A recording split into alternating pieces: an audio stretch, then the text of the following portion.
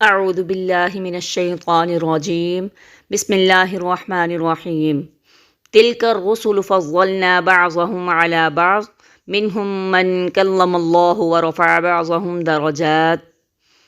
تیسرے پارے میں سورۃ بقرہ کے آخری 8 رکوع یعنی رکوع نمبر 33 تا 40 اور سورۃ آل عمران کے 20 میں سے ابتدائی 9 رکوع شامل ہیں۔ رکوع نمبر 33۔ اہمیت اسباب کی نہیں اللہ کی مدد کی ہے۔ 33ویں رکوع میں حضرت طالوت کے جالوت کے ساتھ جنگ کا ذکر ہے۔ حضرت طالوت کا لشکر تعداد اور اسباب کے اعتبار سے کمزور تھا، لیکن ان کو بھروسہ اللہ پر تھا۔ انہوں نے اللہ سے صبر و استقامت اور نصرت کی التجا کی۔ اللہ نے ان کی مدد فرمائی اور انہوں نے جالوت کے کئی گنا بڑے لشکر کو شکست فاش دی۔ گویا اہمیت اسباب کی نہیں اللہ کی مدد کی ہے۔ یہ مدد ان کے لیے ہے جن کی نیتوں میں اخلاص ہوں اور جو حق کی خاطر ڈٹ جانے والے ہوں۔ رکوع نمبر 34۔ کیا روز قیامت شفاعت کام آئے گی؟ 34ویں رکوع میں حکم دیا گیا کہ قیامت آنے سے پہلے اللہ کی راہ میں خرچ کرو۔ وہ قیامت جس میں کوئی باطل سفارش، کوئی رشتہ داری اور لین دین کام نہیں آئے گا۔ پھر اس رکوع میں آیت الکرسی ہے جو تمام آیات قرآنی کی سردار ہے۔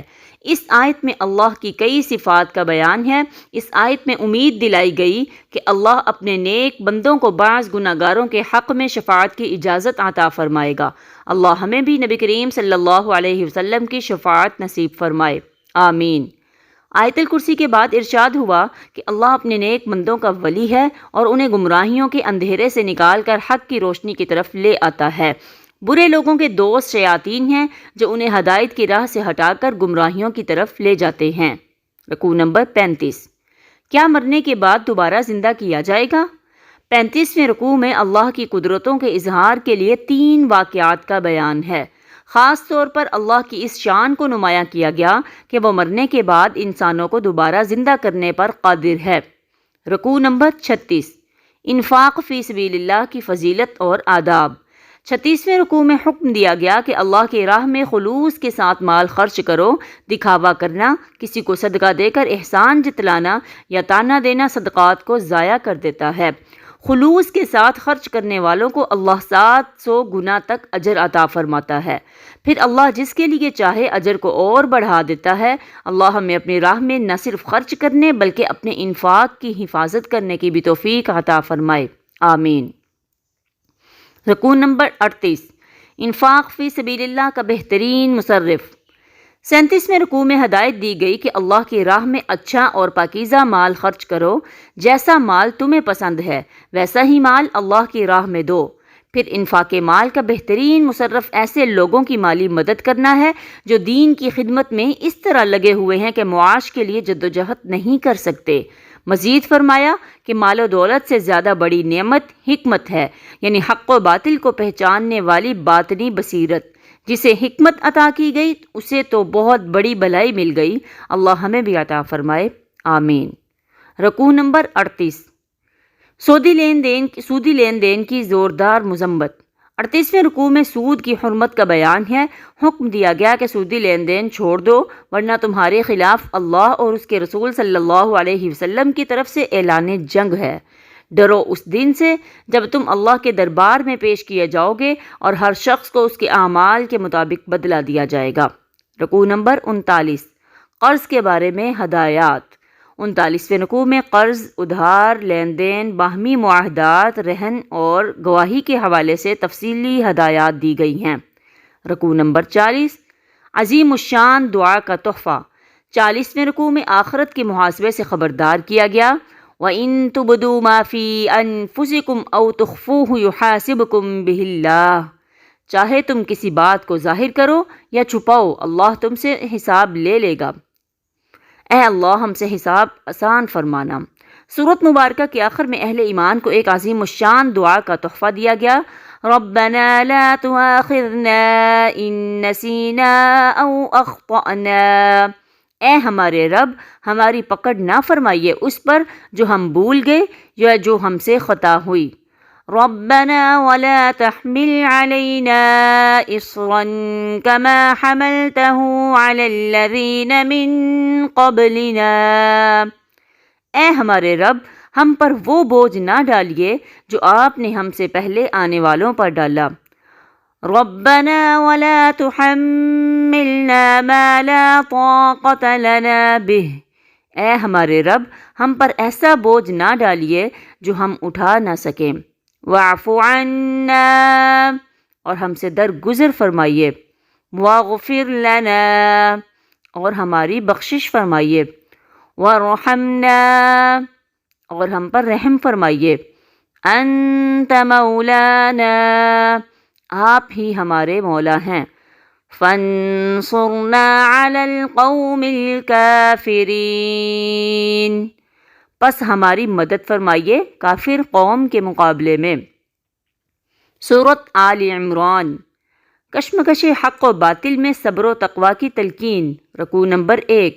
قرآن کی ہر آیت حق ہے، خواہ ہمیں سمجھ میں آئے یا نہ آئے۔ پہلے رکوع میں عظمت قرآن حکیم کا بیان ہے۔ قرآن حکیم نہ صرف حق پر مبنی کتاب ہے، بلکہ اب یہی کتاب حق و باطل میں فرق کی کسوٹی ہے۔ اس میں کچھ آیات بالکل واضح ہیں جو کہ قرآن کی تعلیمات کی بنیاد ہیں، کچھ دوسری آیات ہیں جو متشابہ ہیں، یعنی ہماری ناقص عقل کے لیے انہیں سمجھنا مشکل ہے۔ جن کے دلوں میں ٹیڑھ ہوتا ہے وہ متشابہ آیات ہی کو اپنی غور و فکر کا موضوع بناتے ہیں اور ان کی خود ساختہ تعویل کرتے ہیں تاکہ کوئی فتنہ اٹھا سکیں۔ البتہ علم میں پختگی رکھنے والے لوگ کہتے ہیں کہ قرآن کی ہر آیت، خواہ اس کا فہم ہماری عقل میں آئے یا نہ آئے، حق ہے، کیونکہ اسے ہمارے رب نے نازل کیا ہے، اور وہ اپنے رب سے دعا کرتے ہیں، ربنا لا تزغ قلوبنا بعد اذ هديتنا وهب لنا من لدنك رحمة انك انت الوهاب، اے ہمارے رب ہدایت دینے کے بعد ہمارے دلوں کو ٹیڑھا نہ کر دیجیے گا اور ہمیں اپنے پاس سے رحمت عطا فرمائیے گا، بے شک آپ ہی عطا فرمانے والے ہیں۔ رکوع نمبر 2۔ آخرت کی نعمتیں ابدی اور اعلیٰ ہیں۔ دوسرے رکوع میں واضح کیا گیا کہ بیویوں، اولاد، مال و دولت، سونے چاندی، کھیتوں اور دیگر اسباب دنیا کی محبت انسان کے لیے مزین کر دی گئی ہے۔ انسان کے لیے امتحان یہ ہے کہ آیا وہ ان دنیوی محبتوں کو ترجیح دیتا ہے یا آخرت کی نعمتوں کی طلبگار بنتا ہے۔ دنیوی نعمتیں وقتی اور گھٹیا ہیں، جبکہ آخرت کی نعمتیں ابدی اور اعلیٰ ہیں۔ آخرت کی نعمتیں ان متقیوں کو ملیں گی جو اللہ سے ڈرنے والے، اس کی بندگی کرنے والے اور خاص طور پر سحر کے وقت نماز تہجد کے ساتھ بخشش مانگنے والے ہیں۔ اس رکوع میں یہ اعلان بھی کیا گیا کہ اللہ کے نزدیک صرف اسلام ہی دین حق ہے جو زندگی کے انفرادی و اجتماعی تمام معاملات کے لیے ہدایات دیتا ہے۔ چونکہ دیگر الہامی مذاہب میں تحریف ہو گئی، اسی لیے اللہ کی نگاہ میں ان کی حقانیت ختم ہو چکی ہے۔ رکوع نمبر 3۔ مومن کافروں کو دوست نہ بنائیں۔ تیسرے رکوع میں نصیحت کی گئی کہ مومنوں کو چاہیے کہ وہ مومنوں کے مقابلے میں کافروں کو دوست نہ بنائیں۔ جس نے ایسا کیا اس کا اللہ سے کوئی تعلق نہیں۔ ہاں اگر جان کو خطرہ ہو تو پھر ظاہری طور پر دوستی کی جا سکتی ہے، لیکن بہتر ہے کہ انسان کافروں سے ڈرنے کی بجائے اللہ سے ڈرے اور عزیمت کی راہ اختیار کرے۔ رکوع نمبر 4۔ اللہ بغیر اسباب کے بھی عطا کرتا ہے۔ چوتھے رکوع میں بیان کیا گیا کہ حضرت مریم علیہ السلام کی والدہ نے یہ نظر مانی کہ میرے ہاں جو بھی اولاد ہوگی میں اسے خدمت دین کے لیے وقف کروں گی۔ ایسی نظر ماننے والوں کے ہاں بیٹے کی ولادت ہوتی تھی، لیکن اللہ نے انہیں حضرت مریم علیہ السلام جیسی عظیم بیٹی عطا فرمائی۔ اللہ نے ساتھ ہی بشارت دی کہ اس بیٹی جیسا کوئی بیٹا ہو ہی نہیں سکتا تھا۔ اللہ نے اسے تمام جہان کی عورتوں پر فضیلت دی۔ حضرت مریم علیہ السلام کو خدمت دین کے لیے بھی وقف کر دیا گیا اور حضرت زکریا نے آپ کی بہت عمدہ تربیت کی۔ حضرت زکریا جب بھی حضرت مریم علیہ السلام کے پاس آتے تو ان سے علم و حکمت کے بہت اعلیٰ نکات سنتے اور حیران ہوتے کہ تنہائی میں ان کے پاس علم و حکمت کے یہ اعلیٰ موتی کہاں سے آتے ہیں۔ ایک بار حضرت مریم علیہ السلام سے پوچھا کہ یہ کہاں سے سیکھے؟ انہوں نے جواب دیا، ہوا من عند اللہ، یہ اللہ کی طرف سے ہیں، اللہ بغیر اسباب کے بھی عطا کرتا ہے۔ یہ جواب سن کر حضرت زکریا کے دل پر چوٹ پڑی اور فوراً اللہ سے دعا مانگی کہ اگرچہ میری بیوی بانجھ ہے، میں بوڑھا ہو چکا ہوں، لیکن تو بغیر اسباب کے بھی دے سکتا ہے، مجھے ایک نیک بیٹا عطا فرما جو میرے بعد حق کی تبلیغ کے مشن کو جاری رکھے۔ اللہ نے انہیں حضرت یحییٰ جیسا عظیم بیٹا عطا فرمایا۔ اللہ ہمیں بھی اپنے فضل سے نعمتیں عطا فرمائے، آمین۔ رکوع نمبر 5۔ حضرت عیسیٰ علیہ السلام کی ولادت، معجزے اور پکار۔ 5ویں رکوع میں حضرت عیسیٰ علیہ السلام کے بغیر والد کے معجزانہ ولادت، پھر ان کے ہاتھ سے ظاہری ہونے والے بہت سے معجزات کا بیان ہے۔ ان کی اس پکار کا بھی ذکر ہے کہ من انصاری الی اللہ، کون ہے جو اللہ کے لیے یعنی اس کے دین کی نصرت کے لیے میرا ساتھ دے گا۔ محض چند افراد نے ان کی دعوت قبول کی اور اللہ کی فرما برداری، اس کے دین کی سربلندی کے لیے حضرت عیسیٰ علیہ السلام کا ساتھ دینے کا اعلان کیا۔ رکوع نمبر 6، حضرت عیسیٰ علیہ السلام کے آسمان پر اٹھائے جانے کا بیان۔ 6 رکوع میں حضرت عیسیٰ علیہ السلام کو تسلی دی گئی کہ اللہ ان کی حفاظت فرمائے گا، انہیں آسمان پر اٹھا لے گا اور ان کے دشمنوں کو دنیا اور آخرت میں عذاب سے دوچار کرے گا۔ رکوع نمبر 7، دعوت کی بنیاد مشترکہ باتوں کو بناؤ۔ 7ویں رکوع میں اہل کتاب کو دعوت دی گئی کہ آؤ ہم سب آسمانی کتابوں کی مشترکہ تعلیم کو قبول کر کے اختلافات ختم کر لیں۔ وہ مشترکہ تعلیم یہ ہے کہ اللہ کے ساتھ کسی کو شریک نہ ٹھہرائیں، اس کے ہر حکم کے سامنے سر تسلیم خم کر دیں۔ گویا جب بھی کسی فریق کو دعوت دینی ہو تو دعوت کی بنیاد ایسے نکات کو بنایا جائے جو دونوں فریقوں کے درمیان مشترک ہوں۔ اہل کتاب کی محرومی کہ انہوں نے اس دعوت کو قبول نہ کیا بلکہ دوسروں کو بھی توحید کی راہ سے روکنے کا جرم کیا۔ رکوع نمبر 8، یہودیوں کی سازش اور گمراہی۔ 8ویں رکوع میں یہود کی ایک سازش اور ایک گمراہی کا ذکر ہے۔ انہیں اس بات پر شدید غصہ تھا کہ جو بھی مسلمان ہوتا ہے وہ اس دین پر قائم رہتا ہے، اسے چھوڑتا نہیں۔